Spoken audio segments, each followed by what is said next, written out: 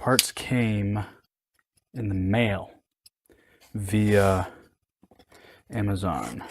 So we're going to open it. You can see I got some boxes here, and you're getting to see it when I get to see it. All right, what do we got? What do we got? I bet you we got guitar parts.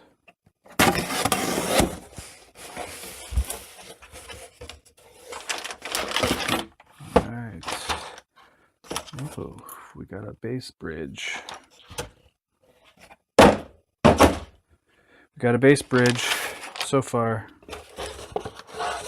Oh, we got some luthier tools.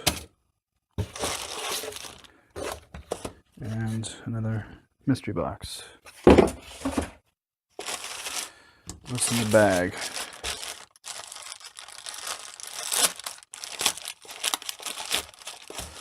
It's a box in the bag. What's in the box?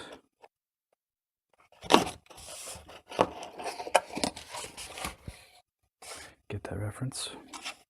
Ooh. We got a sanding sponge for frets. We've got, what do we got here? We got some fretboard protectors and looks like a sanding stone.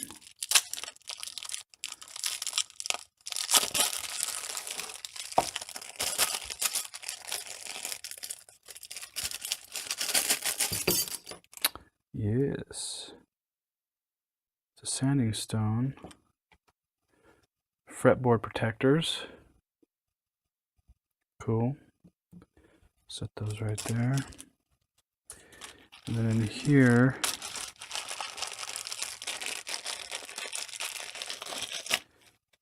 we got some more. This package actually came with a set, just like the other package came with a set.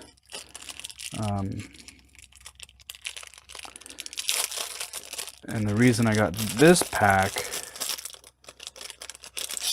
wasn't because of these. It was because the string stays, as well as the radius measurement tools. Right. So I'm gonna have to get these on a ring of some sort so that they stay together. We got those. 2 sets of these that worked out nicely. All right. And then what do we got here? All right, we've got files.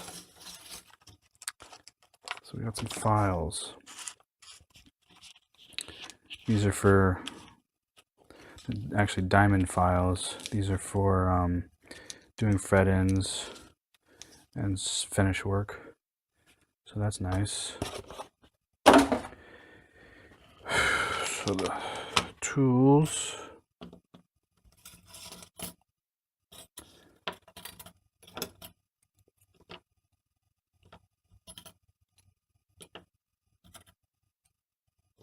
And then these are so that I can spread the strings over, loosen them up and stretch them over the fretboard so that I can work with frets and things like that.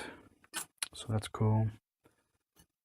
You know, these are for obviously covering the fretboard so that I can polish the frets. There's 2 different sizes. As you move up the neck, obviously the distance between the frets grows. And then this will be good to get the ends, and as well as the fretboard itself for rounding that off. So the other thing you should notice here is I got this mat down, which is quite nice. It's padded. It's a yoga mat, actually. Yeah, I do yoga right here. So we've got a bass bridge, and then this, I would imagine, is the loaded pick guard.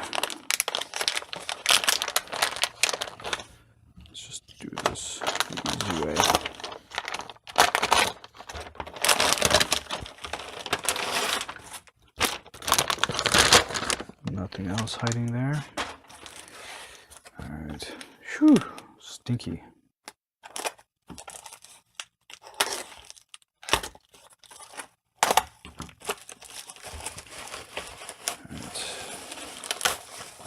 So this is the loaded pick guard.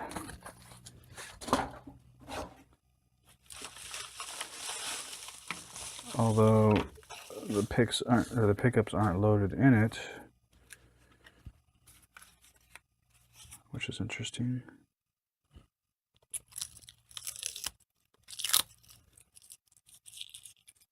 All right, pretty straightforward.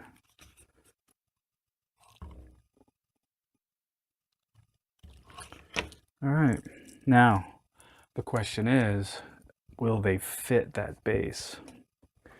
So let's take care of some safety. I'm gonna put these tools away for now. And we'll do a dry fit of the pick guard and bridge. A dry fit, see how that goes. All right, let's set this guy over here to the side. We'll bring up the base. It's all about the base, right? All right, let's try the bridge first. So this thing obviously would have previously had a bridge and pick guard, and it would have been fully set up, but previous owners stripped it. So I'm hoping these screws line up, and they do not. It may be fine. What I might do is, I don't know if you can see this, the holes don't exactly line up. So what I might do is fill those holes and then take measurements for where the saddles need to be in terms of scale length, and then just put new holes in it. So let's do a test fit of this guy.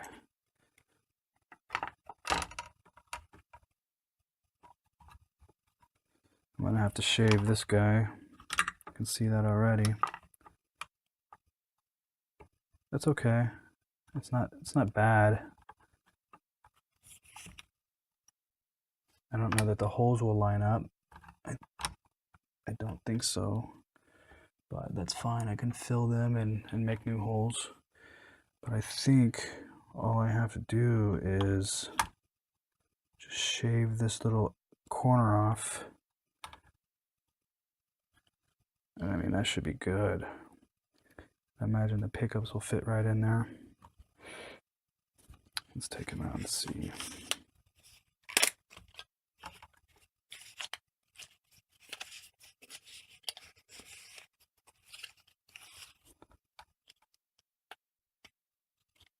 Now, obviously, this stuff is all cheap stuff, so it's not like it's not like it's the greatest stuff in the world. It's just good enough to get this thing set up, playing again. So yeah, it's gonna need modifications, but I think I can make it work. I think I can make it work.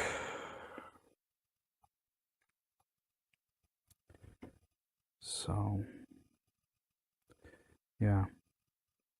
So what I'll do is I'll notch that pick guard and then set it in place so that it's actually resting on there properly, or relatively properly anyway.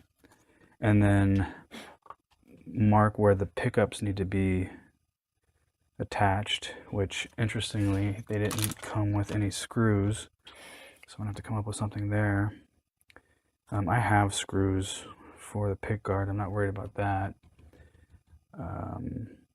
Like I said, I'll make this work. I'll just fill the holes with toothpicks and glue, and then take measurements for where this bridge needs to go. It might just be as simple as setting it where the existing one was. It's just a little more narrow, which, I mean, this base, it's a plywood body base, so it's not like it's the most expensive base on the planet. It's an off-brand of Washburn, and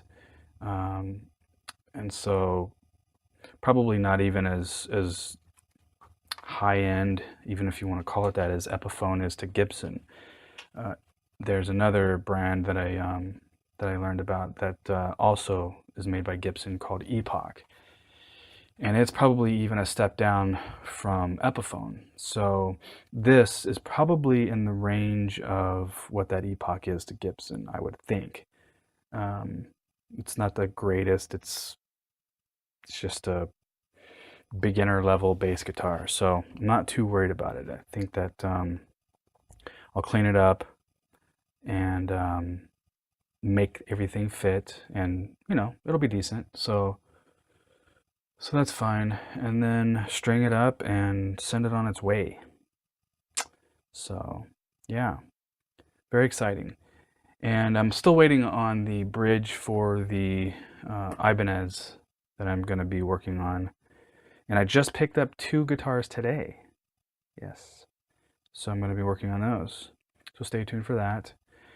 But yeah, so stay tuned. I'm going to start working on this bass right away. So this was just unboxing the parts that came and just setting them in place to get a look or a feel for how it's going to look.